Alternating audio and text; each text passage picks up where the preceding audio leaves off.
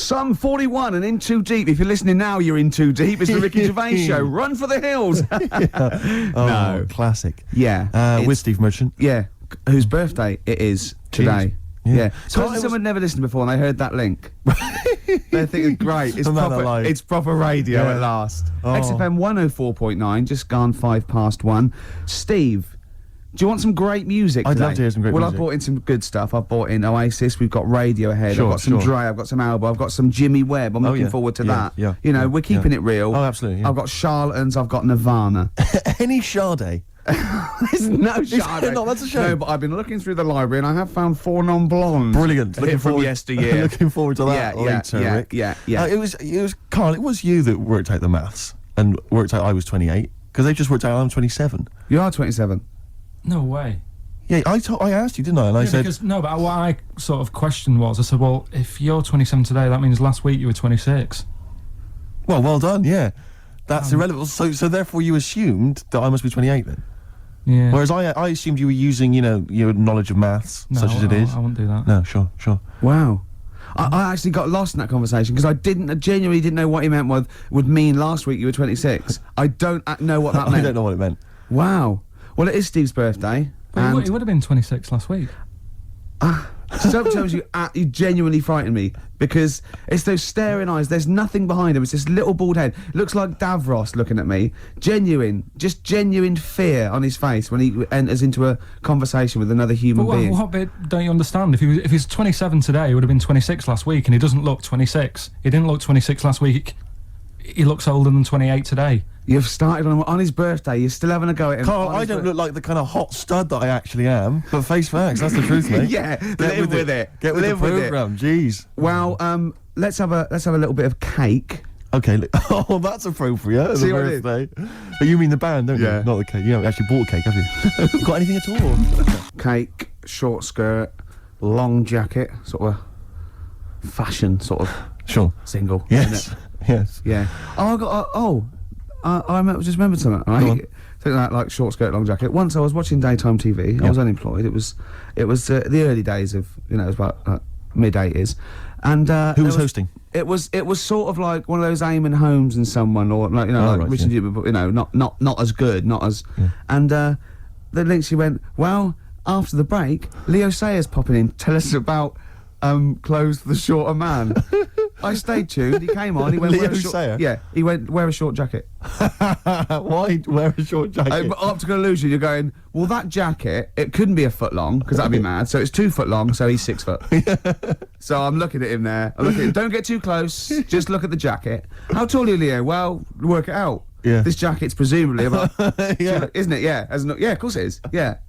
Yeah. But Leo, you're famously quite a short man. In fact, I saw No. you on TV talking about clothes for the shorter man. No, but look at the jacket from there. Yep, you must be about 6 foot. So you had to walk round looking like a bullfighter just for this illusion at like 50 paces. What's the other thing about stripes? Is it Yeah. Horizontal stripes widen you. make you look fatter? Yeah, Right. yeah.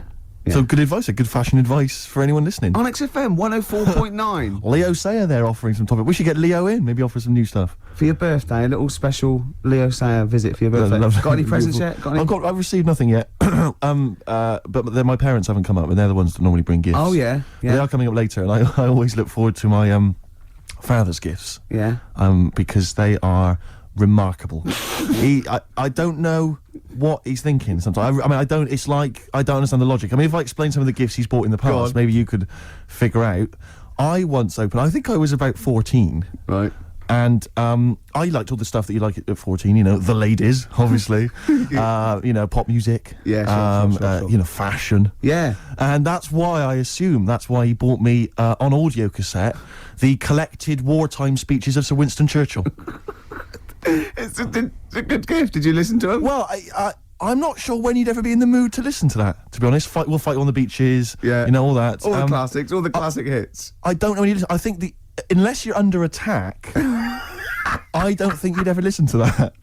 Did you not even listen to it? I kind of stuck. But when are you gonna be in the mood to put that on? No, but just because it was a gift. But I always remember being once. This was. But what if he tested you? Go, do you like track 4? Oh, some chicken, some neck. Oh, I love that, Dad. Yeah. But I think they're doing a remix. But he said to me once. He said to me, "Never forget, son." He didn't. Yeah, and I went, I don't remember, Dad. It was mad, and it was like, because he was quite into sort of, but he was into like the military and all that kind of, and war history and stuff. So are you allowed to tell an anecdote about your dad on radio? Can I just give you a clue, just in case? Can you tell the thing about the shed? No. Okay, No. Okay, too complicated. Too long. Okay, all right, okay. But I remember this was true. I remember I had it on once because I just stuck it on because I thought I ought to. And my dad came in. He was pleased to see I was listening to it. And he was like, we just sort of stood there listening. And I was with my sister coming in with one of her quite attractive friends. Teenage friends as well, like I'm a teenager as well. And it's like, and just this woman walking by, she goes to the same school or whatever, quite fit. And I'm just stood there with my father, listening to "We All Fight Them on the Beaches," "Never in the Field of Human Conflict" of so many, and just remember looking at her as she passes. Just You've looking learned at her. it. It's rubbed off. Oh yeah. Is Oh, Rick, if you're ever in a war situation and you need some morale, come to me. Yeah, you'll just. That's what you're right. Quote me out. What about a little bit of White Stripes? I've got some more gifts that I can tell you about afterwards. Well, I'm looking forward to it. Look forward to it. Oasis, Morning Glory. Before that, White Stripes, Hotel Yorba. Oasis, of course. Think got in the. Have you been watching that VH1 Top 100 album? I have indeed. I've enjoyed it.